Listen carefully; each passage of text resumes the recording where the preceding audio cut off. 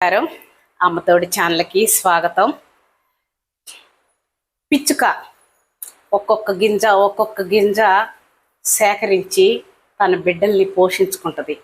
అలాగే ఇతను కూడా తన కుటుంబాన్ని పోషించుకునేదానికి ఎక్కడ పని ఉంటే అక్కడికి వెళ్ళటం, ఆడ పని లేకపోతే ఇంకో చోటకి వెళ్ళటం, ఎలాగైనా సరే కష్టపడి డబ్బు తీసుకొచ్చి భార్యకి ఇస్తున్నాడు.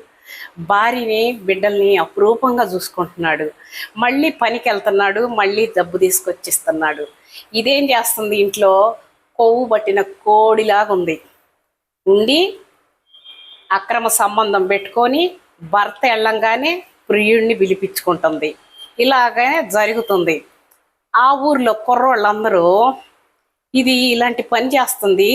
పాపం ఆయనేమో కష్టం చేయటానికేమో పొరుగుర్లకు వెళ్తున్నాడు, ఇది ఇంట్లో ఉండి ఇట్లాంటి పని చేస్తుంది. అయినా మన ఊర్లో ఎంతమంది మగోళ్ళు ఉంటే ఎంతమంది మగోళ్ళు దానికి నచ్చలేదా? పొరుగురోడు నచ్చాడు. పొరుగురోడు వాడు పక్క ఊరి నుంచి వస్తున్నాడు, దీని తిక్కట్టైనా కుదర్చాలి అని చెప్పేసి వాళ్ళందరూ ఆ కుర్రోళ్ళందరూ ఏం చేశారంటే భర్తకు చెప్పేశారు.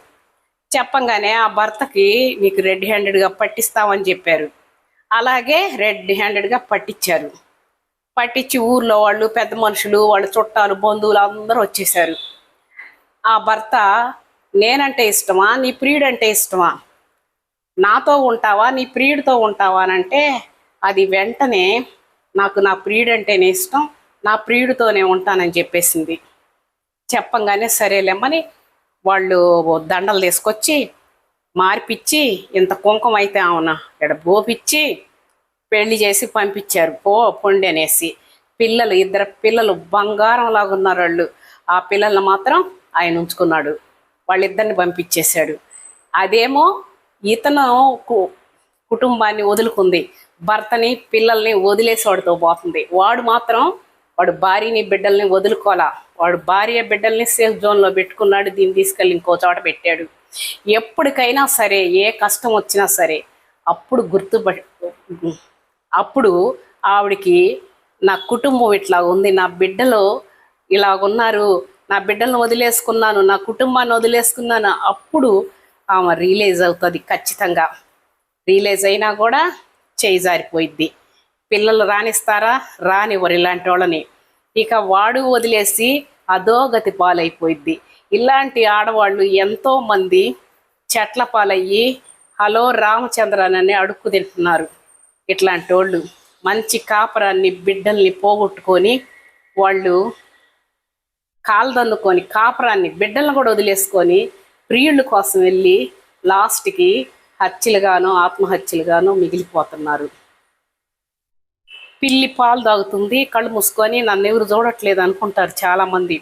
కానీ దేవుడు అనేవాడు ఉంటాడు, ప్రకృతి అనేది ఉంటుంది. ఎప్పటికైనా వీళ్ళకి తగిన శాస్తి జరుగుతూనే ఉంటుంది. ఇలాంటి వాళ్ళేనండి చెట్లకి, స్తంభాలకి కట్టేపించుకొని కొట్టించుకోవటం, చెప్పుల దండలు వేయించుకోవటం, మొహాన ఉమ్ములు వేయించుకోవటం, తుక్కు రేగ దండించుకోవటం జరుగుతుంది. అయినా ఎవరికి కూడా బుద్ధి అనేది రావటల్లా. ప్రతి ఒక్కళ్ళు ఇలాగే జరుగుతుంది. మానవుడు అన్నవాడు తప్పు చేస్తాడు, తప్పు చేసి దాన్ని సరిదిద్దుకొని మంచి మార్గంలో వెళ్ళి దాన్ని వదులుకుంటే వాళ్ళ కాపరాలు బాగుంటాయి. వదులుకోలేక ఇలాగే కంటిన్యూ చేసుకుంటే వాళ్ళ జీవితాలు ఇలాగే అయిపోతాయి, చెట్ల పాలైపోతారు. లాస్ట్కి హత్యలుగానో ఆత్మహత్యలుగానో వాళ్ళు అధోగతి పాలై చెట్ల పాలవుతుంటారు. బిడ్డలు కూడా అప్పుడు వస్తారు బిడ్డలు, ఇప్పుడు రారు.